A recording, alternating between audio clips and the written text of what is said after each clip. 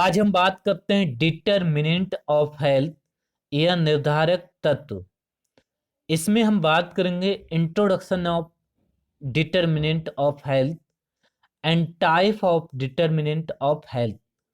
तो सबसे पहले हम बात करते हैं introduction of determinant of health.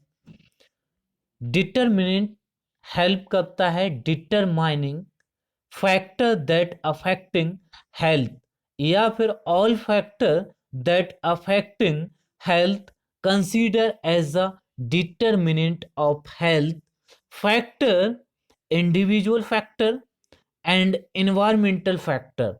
ठीक है, फैक्टर कौन कौन से हो सकते हैं? Individual factor and environmental factor that affecting health consider as a determinant of health. Definition की बात करें तो all factor that affecting health consider as a determinant of health factor are individual basis and factor are environmental basis.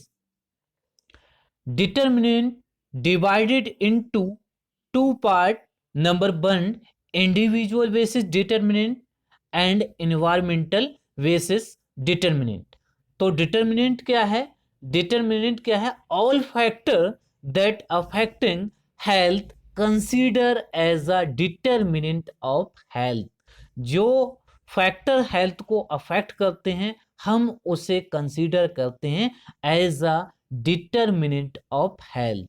तो determinant divided into two part, individual basis and environmental basis. तो सबसे पहले हम बात करते हैं individual basis determinant. Number A, genetic. तो genetic की अगर हम बात करें तो जेनेटिक लेवल पे देखा जाता है कुछ इन्फेक्शन होते हैं या फिर इल हेल्थ जो है वो जेनेटिक कंसिक्वेंस के कारण होती है। ठीक है, या फिर जो इन्फेक्शन है वो एक जनरेशन से दूसरी जनरेशन में ट्रांसफर हो जाते हैं with the help of genetic consequences या फिर जेनेटिक चेंज। ठीक है, जैसे कि अगर एग्जाम्पल की बात करें, there are greater chances that the children of diabetic parents may suffer from the diabetes। अगर कोई भी पेरेंट्स हैं उन्हें डायबिटीज है तो उनके बच्चों में भी डायबिटीज होने के चांस रहेंगे। ठीक है, तो कुछ परसेंट चांस रहेंगे कि उनके बच्चों में भी डायबिटीज हो सकती है। तो ये जेनेटिक किसके कारण होता है? जेनेटिक कंसिक्वेंस के या जेनेटिक चेंजेस के कारण होता है। जैसे कि जो कुछ इन्फेक्शन है वो क्या होते हैं, पेरेंट्स टू चिल्ड्रन ट्रांसफर हो जाते हैं, मदर टू चिल्ड्रन। ठीक, तो number B, lifestyle. Lifestyle की अगर हम बात करें तो lifestyle it may promote और एडवर्सली अफेक्ट हेल्थ। ठीक है, लाइफ स्टाइल या तो प्रमोट करती है या फिर एडवर्सली अफेक्ट करती है हेल्थ को। क्योंकि अगर जैसे कि लाइफ अगर अवेयर ही नहीं है, हम जौन सी लाइफ स्टाइल अडेप्ट करे हुए हैं या फिर कर रहे हैं बट अवेयर नहीं है कि जो हमारी हेल्थ है वो कौन सी लाइफ स्टाइल से हेल्थ हमारी अच्छी रहेगी और कौन सी लाइफ स्टाइल से हमारी हेल्थ बेकार होने के चांस रहेंगे या फिर इन्फेक्शन या फिर कोई डिजीज होने के चांस रहेंगे। जैसे कि कुछ बैड हैबिट होती हैं, जैसे कि bad habit like smoking, drug addiction. ये क्या है? एक तरीके का एडिक्शन है या फिर हैबिट है, हैबिचुअल हो चुके हैं। तो इससे क्या होता है? टोबैको कॉजेस कैंसर या स्मोकिंग कॉजेस कैंसर।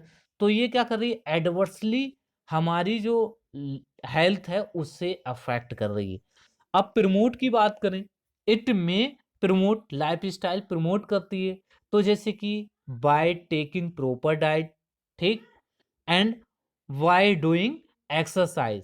एक्सरसाइज करते हैं तो हमारी लाइफ ठीक, जो हेल्थ है वो हमारी ठीक रहती है।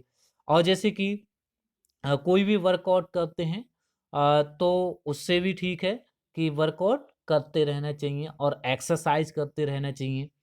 और उसके साथ साथ जैसे कि अगर हम बात करें कि लाइफ स्टाइल एडवर्सली इफेक्ट, अगर हम और कुछ बात करें तो जैसे कि जो हमारी लाइफ स्टाइल है, आज की जो लाइफ स्टाइल है हम ज़्यादातर फास्ट फूड पे आ गए हैं, और फास्ट फूड क्या करता है, हमारी जो हेल्थ है उस पे अफेक्ट डालता है। जैसे कि ज़्यादा फास्ट फूड चल रहे हैं, बहुत ज़्यादा जंक फूड चल रहे हैं, तो ये heart related problem, cardio related problem, या फिर स्टोन रिलेटेड प्रॉब्लम क्रिएट हो रही हैं, और या फिर डायबिटीज़ रिलेटेड प्रॉब्लम क्रिएट हो रही हैं।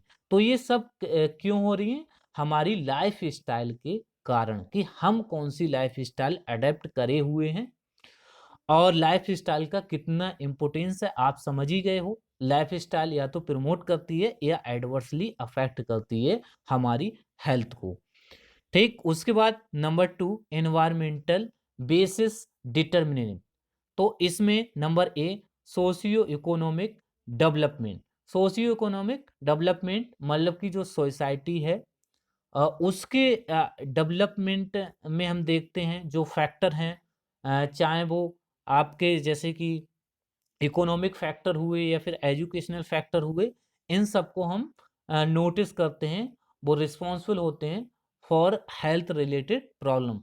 जैसे कि इकोनॉमिक, अगर इकोनॉमी की अगर हम बात करें, जैसे कि एम्प्लॉय कितने हैं, अनएम्प्लॉय कितने हैं। अगर एम्प्लॉय हैं, ठीक है, ज़्यादातर लोग एम्प्लॉय हैं, जॉब है उनके पास, तो क्या है, वो एक अच्छा न्यूट्रिशन खा सकेंगे, साथ ही साथ अच्छे घर में रह सकेंगे, और अच्छी हेल्थ केयर फैसिलिटी गेन कर सकेंगे।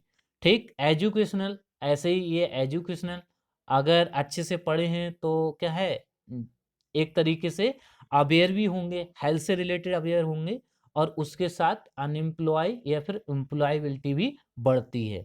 ठीक है, कल्चरल सेक्टर, तो ये सब क्या फैक्टर अफेक्ट करते हैं हेल्थ को। जैसे कि मैंने बताया, अगर इकोनॉमिकली स्ट्रांग नहीं है, कोई पर्सन है वो इकोनॉमिकली वीक है, स्ट्रांग नहीं है, तो उसका जो न्यूट्रिशन सोर्स है, प्रॉपर साइड डाइट ना ले पाए, अच्छी फैसिलिटी गेन ना कर पाए, ठीक, और इस तरीके से क्या होता है, वो एडवर्सली अफेक्ट करते हैं हेल्थ को, वो अच्छी लाइफ स्टाइल ना जी पाए। ठीक है, तो ये सोशियो इकोनॉमिक डेवलपमेंट के फैक्टर हैं कुछ। और जैसे कि जो इकोनॉमी है, पहले ही मैंने बता दिया, न्यूट्रिशन के लिए बहुत ज़रूरी है, एजुकेशन के लिए बहुत ज़रूरी है, हाउस के लिए बहुत ज़रूरी है। अगर इकोनॉमिकली वीक हैं, तो कोई भी इन्फेक्शन है या फिर डिजीज़ है, तो वो फैलने या फिर ज़्यादा होने के चांस रहेंगे। ठीक, उसके बाद जैसे कि अगर हम देखें इकोनॉमिक लेवल पे, इकोनॉमिक ग्रोथ पे, जैसे कि न्यूट्रिशन, एजुकेशन, हाउसिंग, ये सब किससे फुलफिल होती हैं, इकोनॉमी। ठीक है, इकोनॉमिक ग्रोथ से। जैसे कि एग्जाम्पल की बात करें तो कोविड-19 vaccine, this example indicate of the fact that overall socio economic development is also a solution to health problem. जैसे कि अगर कोई भी इन्फेक्शन होता है, तो जो सोसाइटी है हमारी, वो उसके लिए कोई ना कोई प्रिवेंशन कंट्रोल प्लान चलाती है, तो वो किस में आता है, सोशियो इकोनॉमिक डेवलपमेंट। जैसे कि कोई वैक्सीन बना और सबके लिए एडमिनिस्टर्ड करवाया गया, वैक्सीनेशन करवाया गया, तो ये किस कैटेगरी में आ गया, सोशियो इकोनॉमिक डेवलपमेंट। तो जितने भी फैक्टर होते हैं सोशियो इकोनॉमिक डेवलपमेंट लेवल पे, हम उन्हें कंसीडर करते हैं, डिटरमाइन करते हैं, क्योंकि वो अफेक्ट डालते हैं हेल्थ पर। उसके बाद number B, political bill. Political bill जो होता है वो हेल्प करता है उन लोगों के लिए जो फैसिलिटी, जो हेल्थ फैसिलिटी है, उन्हें उन्हें नहीं मिल पाती है। जैसे कि कुछ जो लोग हैं बहुत ज़्यादा पुअर हैं, जब भी हम कोई भी अगर कॉजेज़ देखते हैं हेल्थ से रिलेटेड, तो हम देखते हैं कि पॉवर्टी, गरीबी कितनी है। ठीक है, तो गरीबी में हम देखते हैं कुछ ऐसे भी लोग होते हैं जो क्या है, ट्रीटमेंट नहीं ले पाते हैं, not able to take treatment.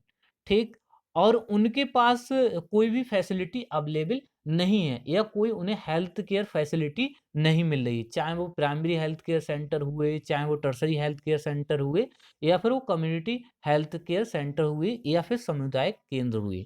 ठीक है, तो ये पॉलिटिकल बिल हेल्प करता है ऐसे लोगों की, कि जिन्हें एक्चुअल में ट्रीटमेंट की ज़रूरत है, और जो ट्रीटमेंट नहीं ले पा रहे हैं, उन तक फैसिलिटी को पहुंचाना। तो इसके लिए जो पॉलिटिकल बिल है वो हेल्प करता है और उन लोगों के लिए हेल्थ फैसिलिटी पहुंचाता है जिन्हें एक्चुअल में ज़रूरत होती है, और जिससे कि कोई भी डिजीज़ या इन्फेक्शन का प्रिवेंशन एंड कंट्रोल किया जा सके। ठीक है? बहुत सारे पॉलिटिकल बिल हैं, वो पास होते हैं और वो क्या करते हैं, एक तरीके से हेल्प करते हैं प्रोवाइडिंग हेल्थ फैसिलिटी उन लोगों के लिए जो एक्सेस नहीं कर पाते हैं हेल्थ सर्विस कोई भी, और ना ही वो सक्षम है कोई भी ट्रीटमेंट लेने में। ठीक है? तो यहाँ पर भी हम देखते हैं पॉलिटिकल बिल में हम देखते हैं कौन-कौन से फैक्टर हो सकते हैं जो कि अफ़ेक्ट करेंगे हेल्थ को। उसके बाद number C, availability of health care service. अब हेल्थ केयर सर्विस की अगर हम बात करें तो जो गवर्नमेंट है या फिर नॉन गवर्नमेंट ऑर्गेनाइजेशन है, वो दोनों ही प्रोवाइड कराते हैं हेल्थ केयर फैसिलिटी, जैसे कि adequate supply of safe water. अगर सेफ वाटर की सप्लाई हो रही है तो ज़्यादा क्या जो रिस्क रहती है कि डिजीज या इन्फेक्शन होने की, वो रिस्क खत्म हो जाएगी। Number two, promotion of food supply, जैसे कि फूड सप्लाई की करी जाए उन लोगों के पास जो मतलब कि परचेज करने में या जो सक्षम नहीं है। जैसे कि अगर जो फूड है, अगर प्रॉपर कोई डाइट नहीं लेता है तो आपको मालूम माल न्यूट्रिशन हो जाता है। माल न्यूट्रिशन मतलब कि कुपोषण, कुपोषण हो जाता है।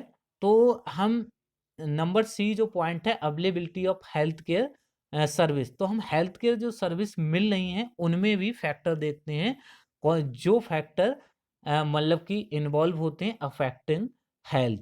ठीक है? तो इसमें देखते हैं कि कितना क्या हॉस्पिटल की फैसिलिटी मिल रही है, कम्युनिटी हेल्थ सेंटर पे क्या फैसिलिटी है, और मेडिकल स्टाफ है या फिर नहीं है, रूरल एरिया हो चाहे वो अर्बन एरिया हो। तो वहाँ पर हम हेल्थ फैसिलिटी को देखते हैं कि क्या-क्या हेल्थ फैसिलिटी मिल रही है और कितना फ़ायदा मिल रहा है। तो उनसे जो हेल्थ केयर फैसिलिटी जो सर्विस हैं, उनमें जो फैक्टर हैं, उन्हें डिटरमाइन करते हैं और वो हेल्प करते हैं हेल्थ स्टेटस को जानने में। तो जैसे कि इम्यूनाइज़ेशन देखना हेल्थ फैसिलिटी में, child health care and education, prevention and control of disease and infection, and appropriate treatment of common disease and injury. ठीक है? तो हेल्थ केयर जो सर्विस हैं, उनमें फैक्टर देखना कि कौन से फैक्टर हैं जो हेल्थ को अफ़ेक्ट कर रहे हैं। उसके बाद नंबर डी, अदर फैक्टर की बात करें तो जैसे कि social factor and developmental factor and psychological factor भी देखते हैं, और स्पिरिचुअल फैक्टर। तो ये अदर फैक्टर में आते हैं, और हम जो जो डिटर्मिनेंट होते हैं वो हेल्प करते हैं फैक्टर दैट अफेक्टिंग हेल्थ। ठीक है?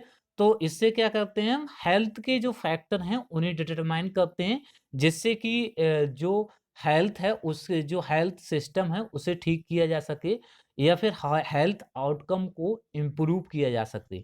ठीक? तो आज के लिए इतना ही। Thank you.